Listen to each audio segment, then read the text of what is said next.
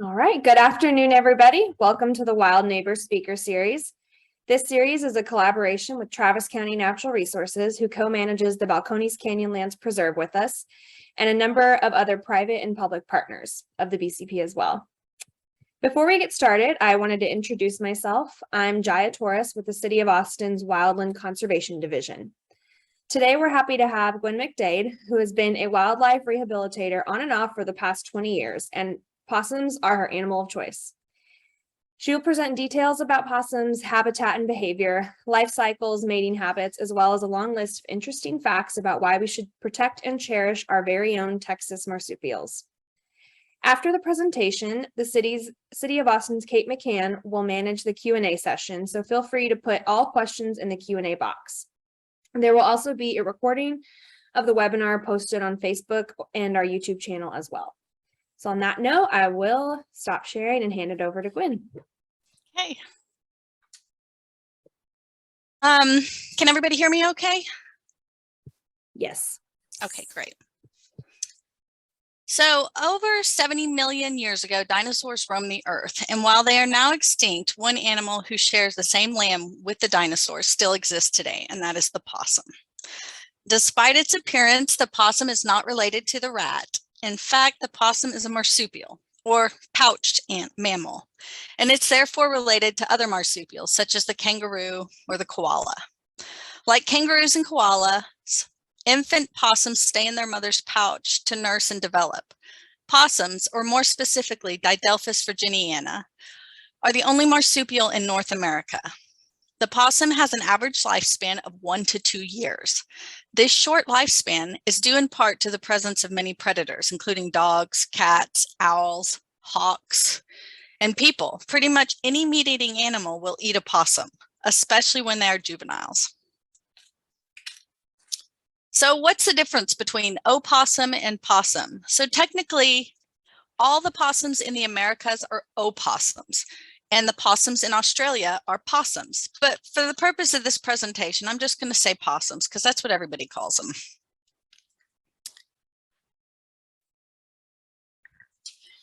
So the name possum is derived from the Algonquin Indian word opossum. So you can see how opossum came from opossum, but it means white animal. And while there are over 65 species of opossums, only one, the Didelphis virginiana, more commonly known as the Virginia possum, is native to North America. So Didelphis means double womb and refers to the pouch as the secondary place of development for the infant possums.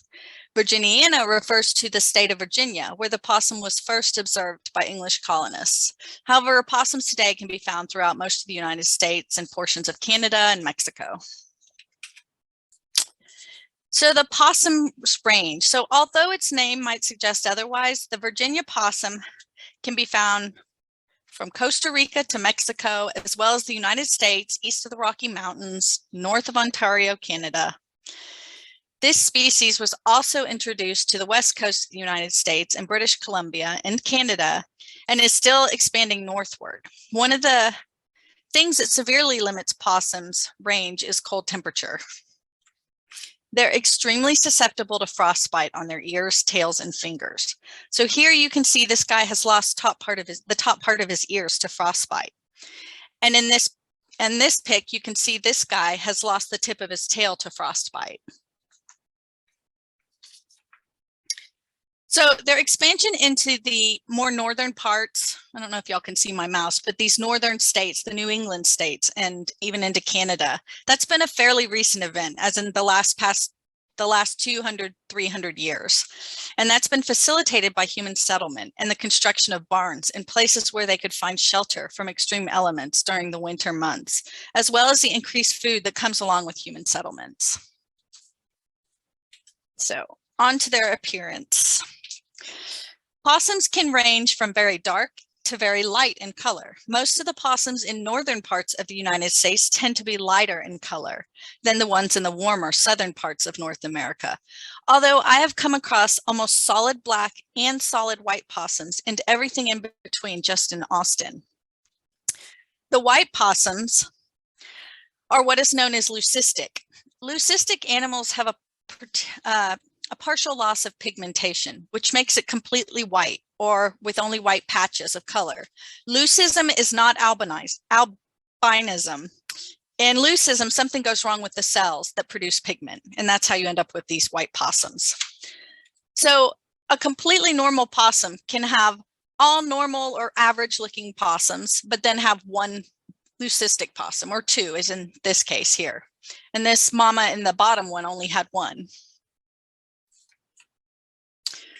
Possums also have a lot of teeth, 50 to be exact. So they're front incisors, these tiny little teeth, they have a lot of them. They're really good at helping them to scavenge and nibble up really small bugs on the forest floor, while their canines help them tear into meat, whether it's to eat carrion or to hunt small animals for food. They use their strong back molars to crush nuts and seeds or snail shells. They really love to eat snails. So on to their behavior. The Virginia possum is nocturnal. They merge at night and spend most of their active hours are spent looking for food. They make a range of vocalizations. These include a click that is used to attract a mate and a hiss when threatened. Young will sneeze to gain attention from their mothers. Virginia possums are great climbers, and they spend much of their time in the trees. They travel a lot along fence lines because it helps them navigate safely between yards while also avoiding predators like people and dogs. I have seen a juvenile travel along a power line before, but that is definitely not common. They're not as good at climbers as like squirrels. Their ability to climb so well in part is due to their opposable toe on the back foot, which helps them to grip branches or fence lines. Here's another example. They're just really good at using their hands and feet for climbing. Their prehensile tail helps them to balance, and they can use it as a fifth limb in the event that they fall. So a common misconception is that possums sleep upside down or just like hanging upside down by their tail. That is not true at all. That would be like you sleeping in a curl-up position, you know, like on a curl-up bar. When they're juveniles, they're much better at using their tail to catch themselves in a fall because they don't weigh that much. They can still do it as an adult, like in this picture on the left, but it's more difficult because they weigh more. So a lot of times they can't hold their own weight up by their tail. But this guy on the left has fallen, caught himself with his tail, and now he's reaching up to actually use his tail as a rope to pull himself back up. Another neat thing about possums is that they use their tail to build nests. Both male and female possums will build an elaborate nest. And even though they only spend 2 to 3 days in a den site before they move on, they will still build these nests. So they tightly curl their tail up like a napkin ring, and they gather twigs and leaves and even discarded plastic bags or clothing items with their mouth, and they pass it through their front legs and pack it into their curled tail for transport. The materials are chosen for their insulative properties and privacy properties. They will pack themselves into their den site and drag material in after themselves to seal the doorway. Crackling leaves on the perimeter can also warn the possum of intruders nearby and cause them to wake. So here I have a video of this in action.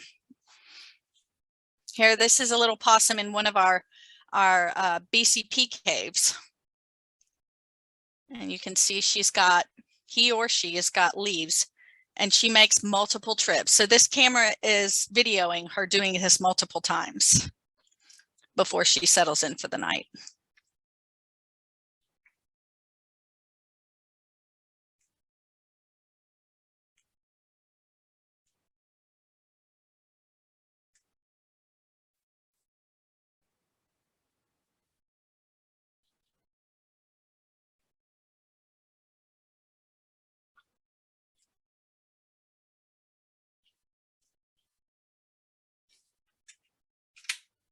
Okay.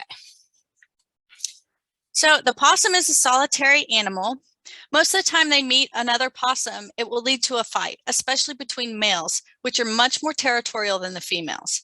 So here are two males fighting. You can see how their teeth have the potential to do a lot of damage. Yet it's interesting that they will rarely put up a fight when attacked by a predator.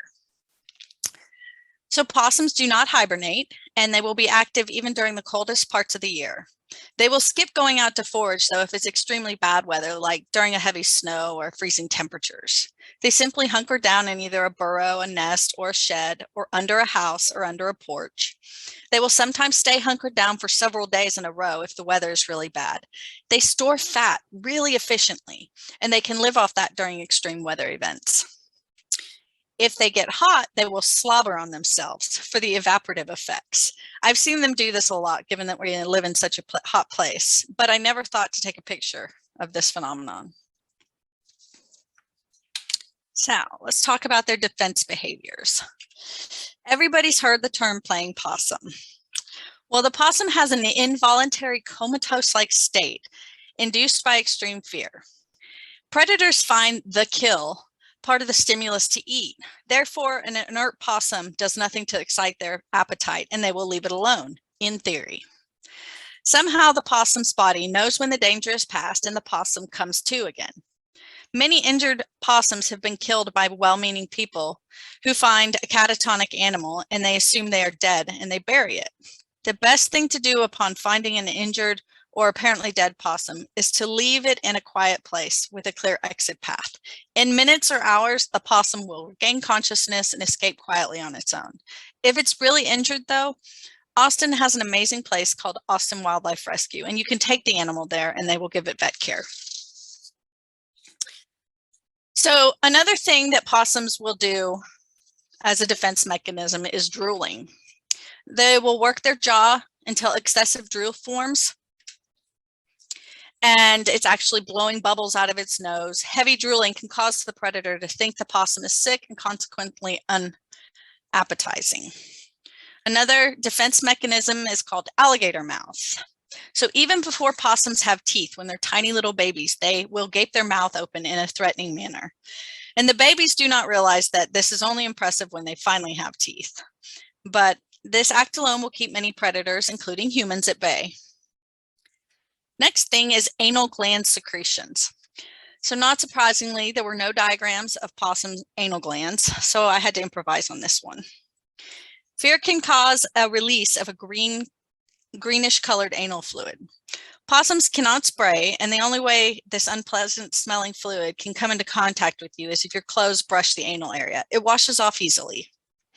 So in all, the lips are drawn back, teeth are bared, saliva foams around the mouth, and a foul-smelling fluid is secreted from the anal gland.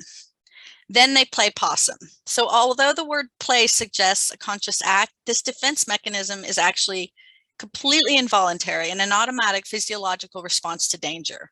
The end result is a stinky, drooly, passed-out possum that predators might think is either sick or rotting and might pass it by for fresher prey.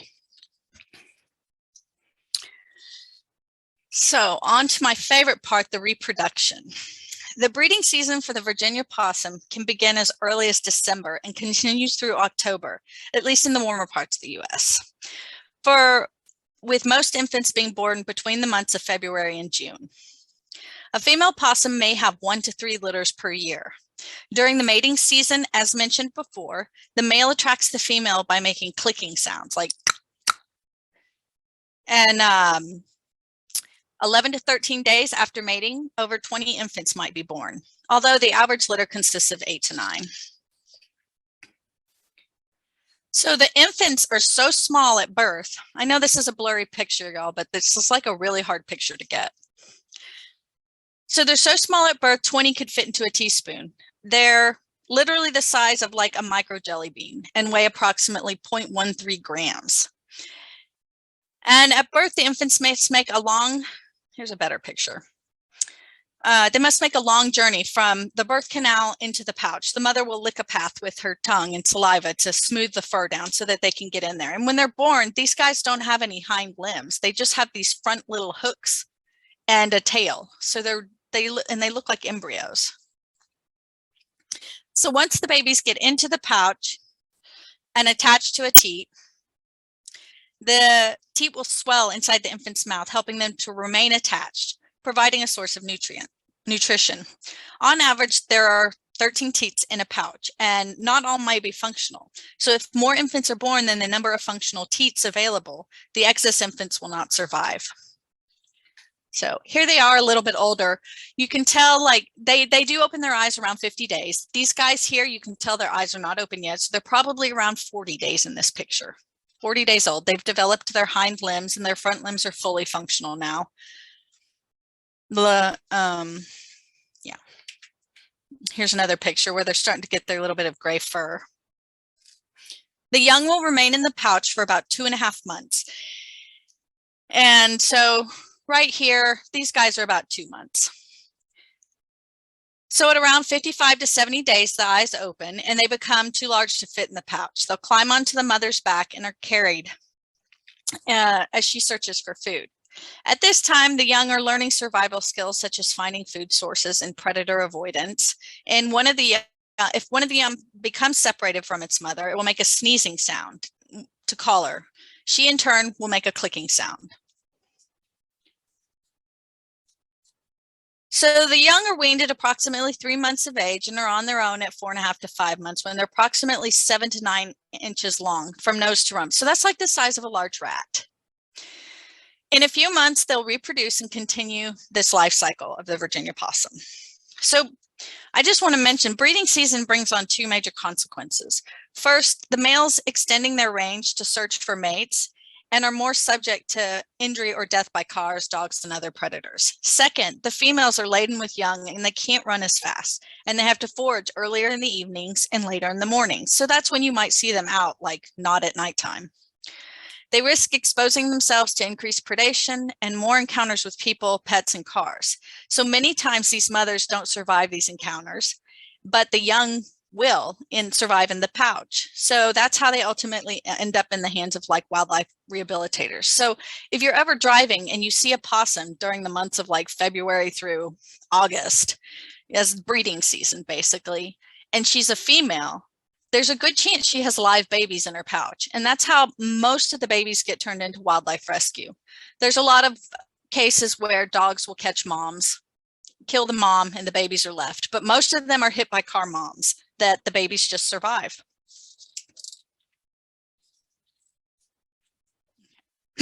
So let's move on to their diet. So possums probably, I don't know what the breakdown is, but insects are like their main thing. You know, they love slugs, snails, roaches, crickets, any kind of insect. So this is a video of a baby possum eating a snail for the very first time. We didn't have to teach them how to do it. They instantly know what it is when you put it in front of their face.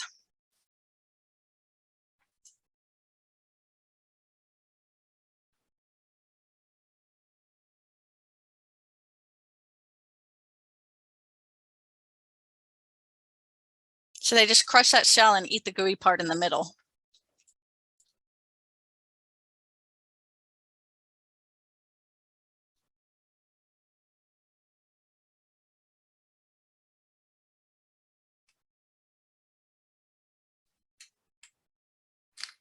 Okay, they also eat fruit and nuts when available. So they eat mice, rats, snakes, lizards, frogs. And they also eat human food scraps. So anybody who's had a compost bin has probably been raided by a possum. And they eat carrion. Sorry, this is the only picture on the internet that exists of a possum eating what looks like carrion. So I had to use it. I will say though, they don't eat disgusting like 2-week-old rotted corpses. They like fresh meat. They'll eat you know, doesn't have to be that fresh, but they're not going to eat like gross rotted stuff. So some ecological benefits and fun facts. So some have this misconception that possums carry rabies, but this is not the case. Possums are actually resistant to many diseases, including rabies, distemper, and Lyme disease, among others. This is due to their low body temperature of 95 degrees.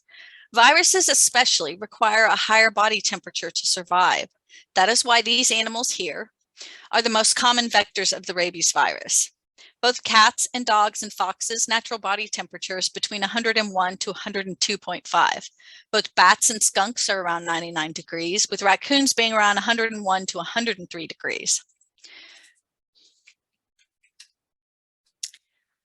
Possums eat ticks and as a regular part of their diet. Ticks are attracted to warm-blooded mammals, especially ones that forage along the forest floor in leaf matter, where ticks love to hang out.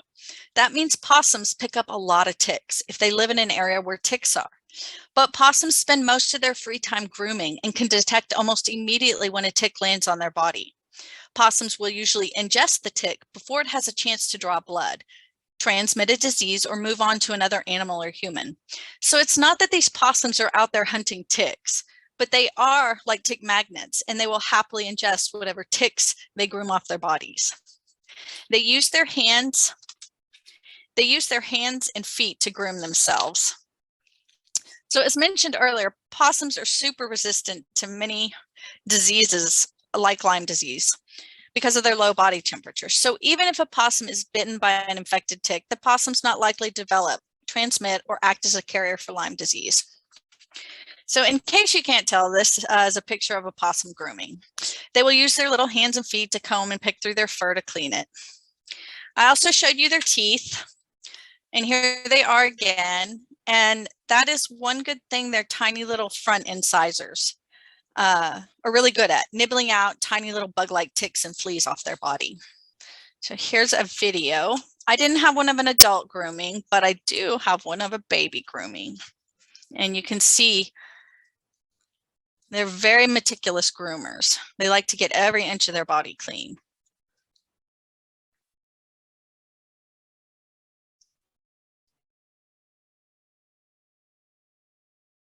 Now he'll use his little back feet to comb all through his hair, and then he'll use his tongue to clean his little toes.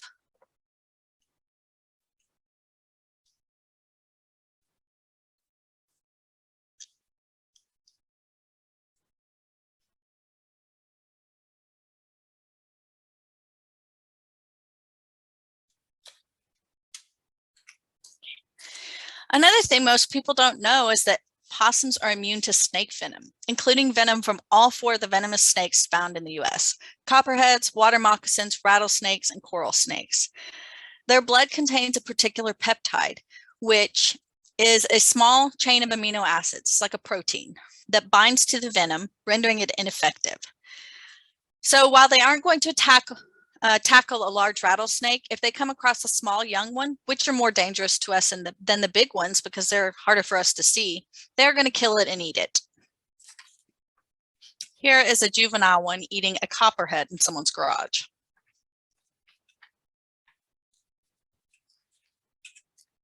So possums also have 13 nipples. They're arranged in a circle with one in the center. And the reason I mention this is because this is the only mammal on the entire planet with an odd number of mammary glands, and that's just kind of cool.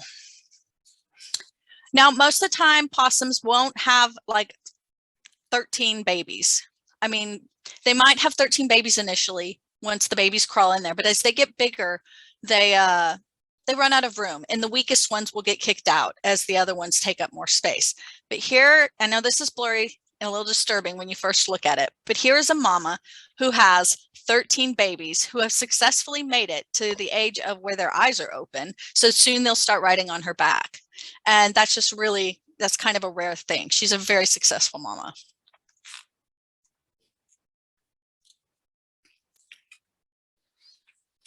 So here's a review of the fun and unique characteristics about possums, so you can, tell your friends when the topic comes up. They have the shortest gestation period of any mammal on the planet, 11 to 13 days. Only mammal on the planet with an odd number of mammary glands, 13. Their hand and wrist bones are identical to humans through something called convergent evolution. Now that's where like 2 species in a completely different geographical region can develop the same adaptation due to environmental pressures. They have more teeth than any other North American mammal at 50 teeth. They have a really low body temperature of 95 degrees, which makes them extremely resistant to viruses like rabies and distemper. They're immune to snake venom, and they're the only North American mammal with a prehensile tail. So possums are really good pest control. They love roaches and mice and even rats. And for all of you that love gardening, they love to eat garden pests like slugs and snails. Granted, they will probably eat some of your garden fruits like tomatoes, so I'm not sure that benefit outweighs the cost. But either way, they do play an important role in maintaining a healthy ecosystem balance as far as insects and rodents are concerned. They also play an important role in the cleanup of the environment by consuming carrion and eating overly ripe fruit that's like fallen to the ground. They also occupy a similar niche to some of the highest rabies carriers, raccoons and skunks. What that means is they indirectly control the population density of those species, and thus the disease occurrence in the environment by just occupying and competing for similar resources. So if you were to remove all the possums in a given area, that would allow raccoon and skunk populations to increase because of the resulting decrease in resource and habitat competition that is normally there with a healthy possum population. Like I mentioned earlier, they also may play a big role in the control of tick-borne diseases like Lyme disease. They also provide a really significant food source to their natural predators. Without a healthy possum population, a lot of animals would have less food. Every meat-eating animal will predate on them, especially the juveniles. Do we have any questions? Thanks so much. That was great presentation. Before I hand it over to Kate for Q&A, I have a couple of links that I'm going to put in the chat. Balcones Canyon Lands Preserve events calendar, an interactive map, and a link to our Balcones Canyon Lands Preserve story map. So I'll put those in the chat for everyone. And then I will hand it over to Kate for question and answer. Great. Thanks, Jay.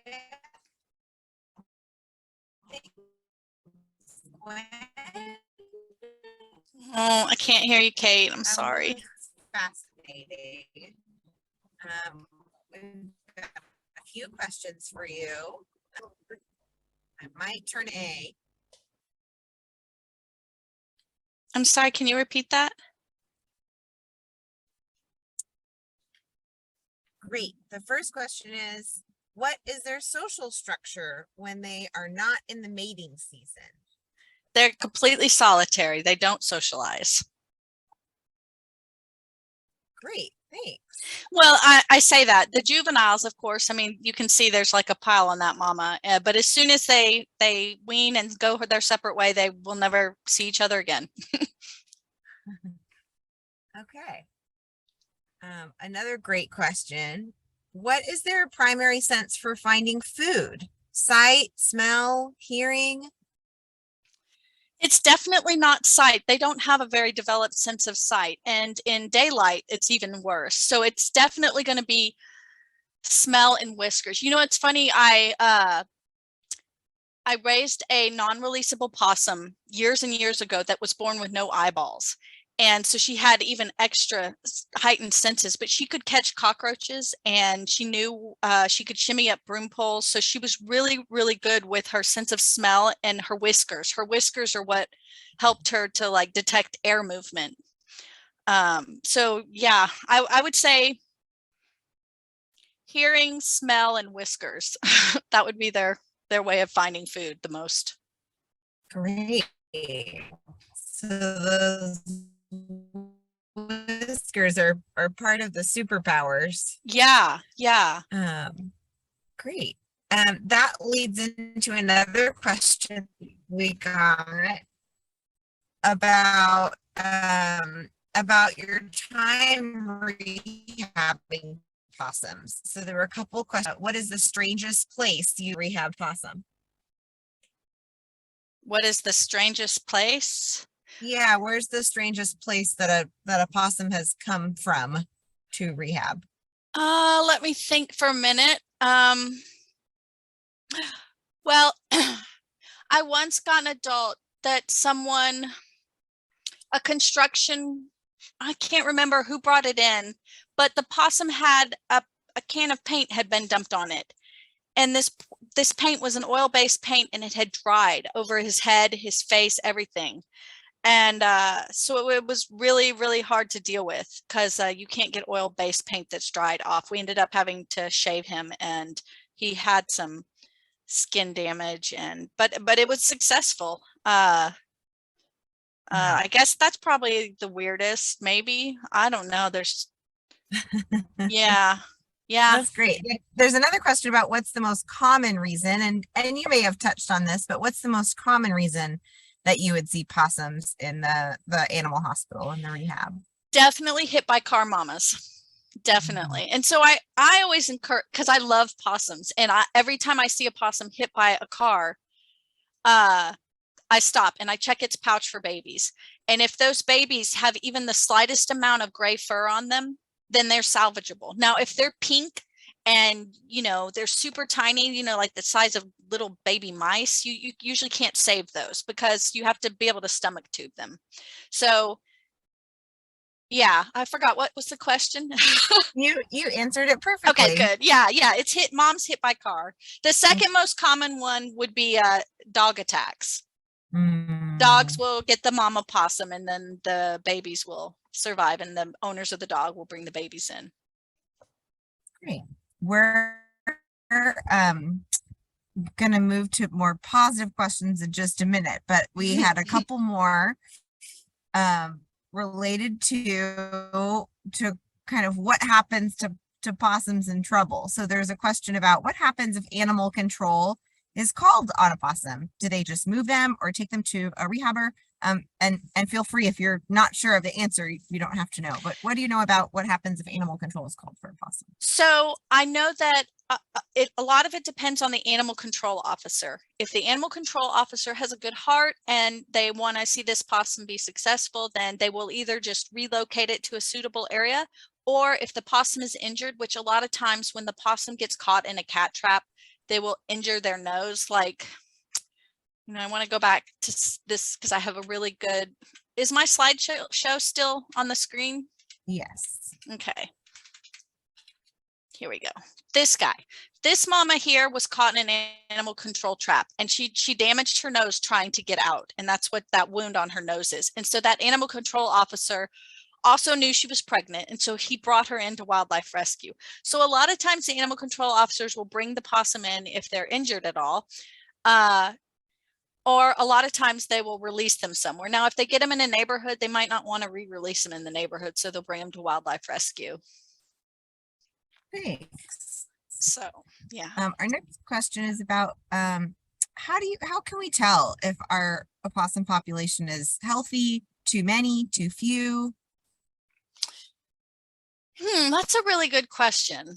It's a really good question because it's hard to know how many possums are supposed to be there. They're really, really good at adapting, and I don't think they're ever going to be too many because everything eats them. If anything, they're like bunnies. You almost can't have too many bunnies because everything eats those. It just means everything else will be doing really good. Yeah, I don't really know how else to answer that because it's just, I don't know. Yeah, they're going to live where they can survive well. And if they're not around, then it's just not the right environment. They need some specific things. They need a lot of cover. They don't like to be out in the open. So they're not going to be in like big pastures. They need somewhere to shelter from winter weather because they're kind of wimpy when it comes to cold weather. So yeah. Right. A woodsy neighbor of the Balcones Canyonlands Preserve. Yes. Are there any particular diseases that possums are susceptible to because of their low body temperature? Oh, that's a really good question. And no, I can't think of any. I'm far from like knowing everything about possums. Like there's so much to learn about any one species, but honestly, I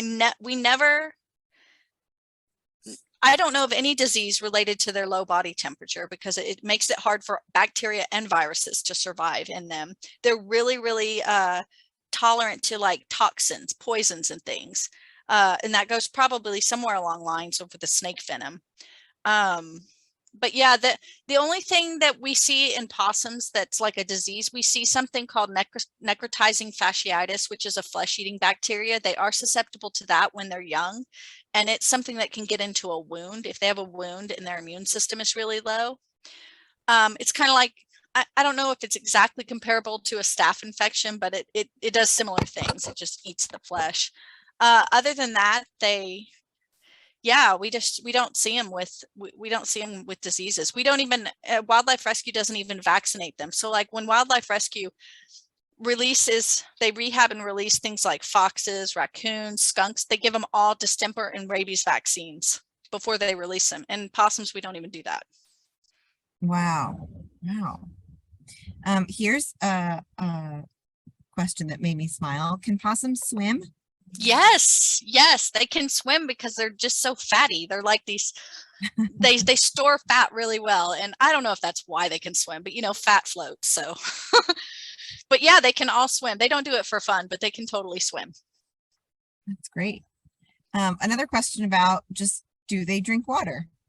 Yes. Oh my gosh. I'm so glad you said that, because that leads me to an extra video I put at the bottom of my presentation, just because my husband's a cave biologist, so he gets a lot of these videos. And this is a possum who, yes, they do drink water, but they're very resourceful at finding water when it's not available. And oops, not that one.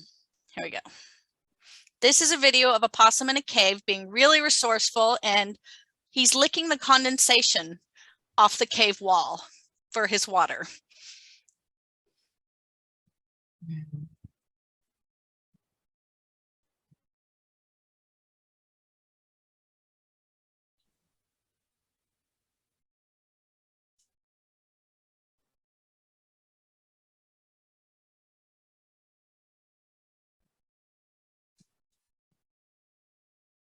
He looks right at home. Yeah. So one of the first things we do when we do releases of possums is, and with any animal, oops, I'm sorry.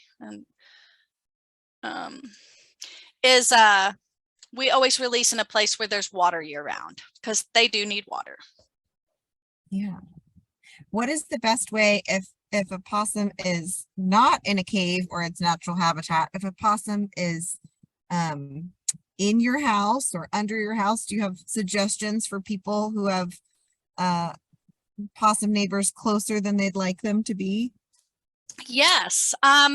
So if you have one under your house, so first of all, possums do not dig. They have little fingernails. They don't have claws like cats. So they don't dig. People a lot of times think, oh, he dug this hole. No, they'll occupy an already existing hole, but they don't dig, and they're not going to, like, you know, destroy your house the way like some, you know, digging animals would.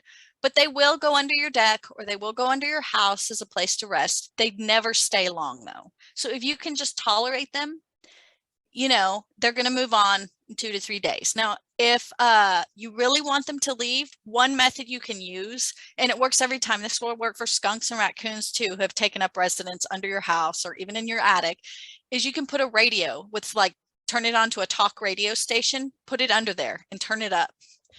They don't like that. You know, it makes them feel very insecure, and they'll leave. It works very well.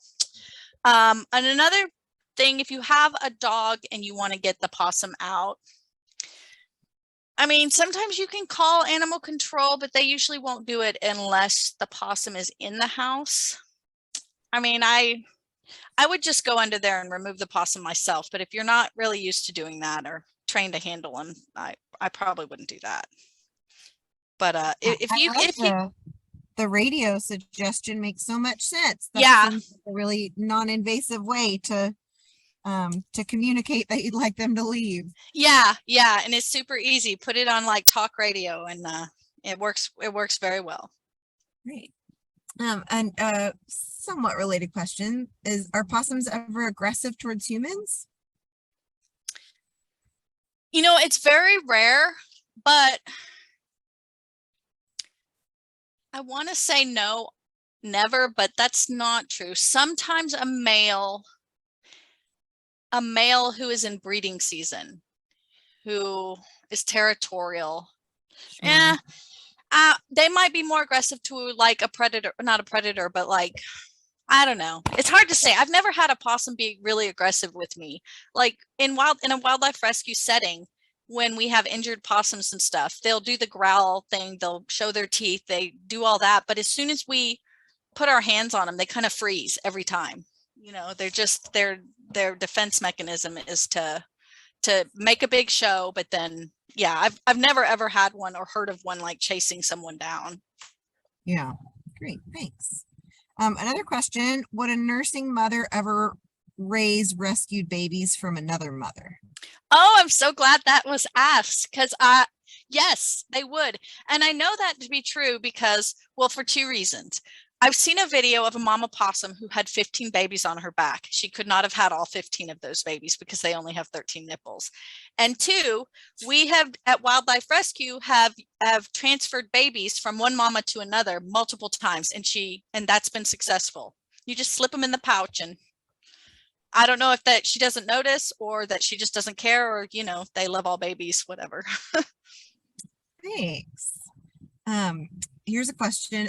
With climate change, have there been any projections that you know of changes in possum populations over time? No, I have no idea on that. I'm sure it will affect them because it affects everything, and everything is so interconnected. But I will also say possums are like, they've been around longer than mammals. They're so really, really good at adapting to their environment. And so I think they'll be, you know, one of the ones that'll probably do better than a lot of other animals because they are so good at adapting. But I haven't read any particular studies, nor do I know of any currently going on. Not a lot of people want to study possums. I mean, I think they're great, but you know, there's just not a lot of funding. Yeah.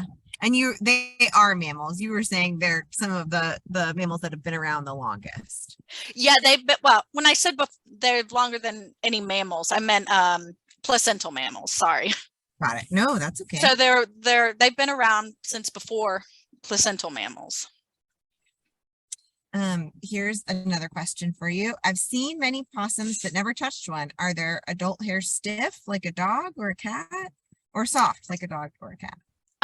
They're not stiff. They're very soft. Very soft. In fact, in some places they use their fur for like making socks and really soft clothing.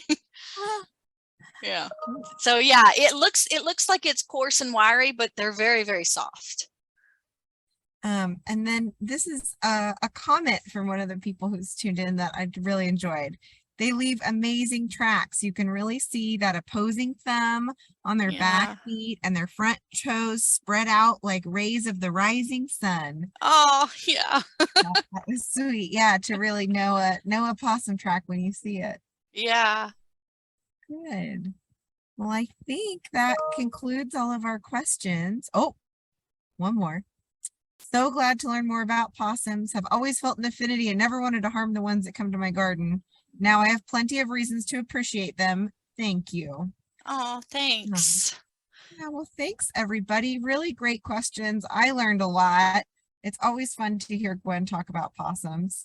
And everybody just saying thanks so much. It was so interesting. Thanks for your time.